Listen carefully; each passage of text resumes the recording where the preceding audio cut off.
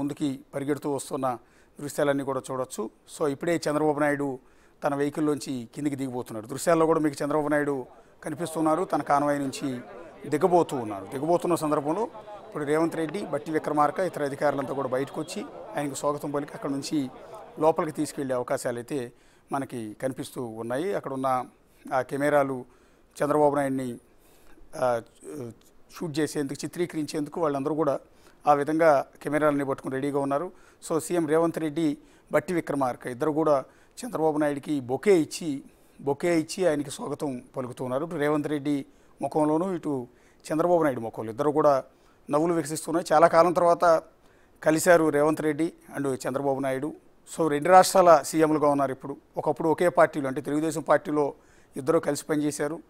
అలాంటి చంద్రబాబు నాయుడు ఇప్పుడు ఆంధ్రప్రదేశ్కి సీఎంగా ఉంటే రేవంత్ రెడ్డి తెలంగాణ రాష్ట్రానికి సీఎంగా ఉన్నారు. ఈ సందర్భంలో బట్టి విక్రమార్క చంద్రబాబు నాయుడికి బొకే ఇచ్చి లోపలికి ఆహ్వానిస్తున్నారు. పక్కనే మంత్రి దుద్దిళ్ల శ్రీధర్బాబు ఉన్నారు. అట్లా పొన్నం ప్రభాకర్ ఇద్దరు కూడా చంద్రబాబు నాయుడిని పలకరించారు. రేవంత్ రెడ్డి లోపలికి వెళ్దాం పదమని ఆహ్వానిస్తూ ఉన్న దృశ్యాలు. ఒకటి చంద్రబాబు నాయుడు, అటు రేవంత్ రెడ్డి ఇద్దరు ముఖాల్లో కూడా చాలా నవ్వు, చాలా మంచి వాతావరణం, ఆహ్లాదకరమైన వాతావరణం మనకు అక్కడ కనిపిస్తుంది. గతంలో ఎప్పుడు కూడా ఈ రెండు రాష్ట్రాల సీఎంలు ఈ విధంగా ఒక చోట నిలబడి నవ్వుతూ మాట్లాడుకున్న సందర్భాలు, చర్చించుకున్న సందర్భాలు ఎప్పుడు కూడా లేవు. ఇప్పుడు రెండు రాష్ట్రాల మధ్య మంచి సంబంధాలు ఉండాలి, ఎలాంటి విభేదాలు ఉండకూడదు, ఎలాంటి సమస్యలు ఉండకూడదు. రెండు రాష్ట్రాలు అభివృద్ధిలో ముందుకు పరిగెత్తాలి.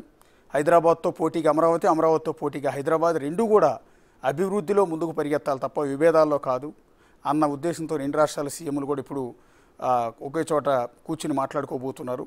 సో తెలంగాణ తరఫున ముఖ్యమంత్రి రేవంత్ రెడ్డి, డిప్యూటీ సీఎం మల్లు బట్టి విక్రమార్క, ఇతర మంత్రులు పొన్నం ప్రభాకర్, దుద్దిళ్ల శ్రీధర్బాబు, ఇతర అధికారులంతా కూడా వచ్చి చంద్రబాబు నాయుడిని ఆహ్వానం పలికి సమావేశం జరిగే హాల్ లోపలికి తీసుకెళ్తున్న దృశ్యాలని మనం అక్కడ గమనించవచ్చు. చంద్రబాబు నాయుడు వెంట మంత్రి అనగాన సత్యప్రసాద్ కనపడుతూ ఉన్నారు, చీఫ్ సెక్రటరీ కనపడుతూ ఉన్నారు.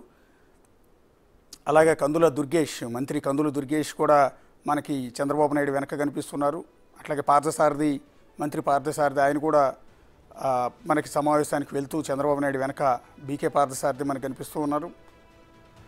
సో రేవంత్ రెడ్డి స్వయంగా రేవంత్ రెడ్డి, బట్టి విక్రమార్క ఇద్దరు కూడా వెంట పెట్టుకుని ఆ సమావేశం హాల్లోకి తీసుకెళ్తూ ఉన్న దృశ్యాలు. ఒక విధంగా చంద్రబాబు నాయుడికి గ్రాండ్ వెల్కమ్ అనే చెప్పాల్సి ఉంటుంది.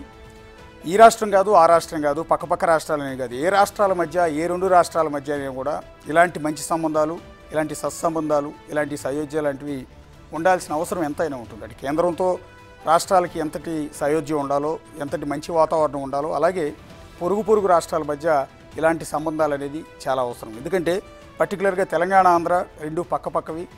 అనేక పోరాటాలు, ఉద్యమాల తర్వాత తెలంగాణ ప్రత్యేక రాష్ట్రం ఏర్పడింది. ఈ నేపథ్యంలో రెండు రాష్ట్రాల మధ్య కూడా నీళ్ల సమస్యలు ఉన్నాయి, నీళ్ల పంపకాల సమస్యలు ఉన్నాయి.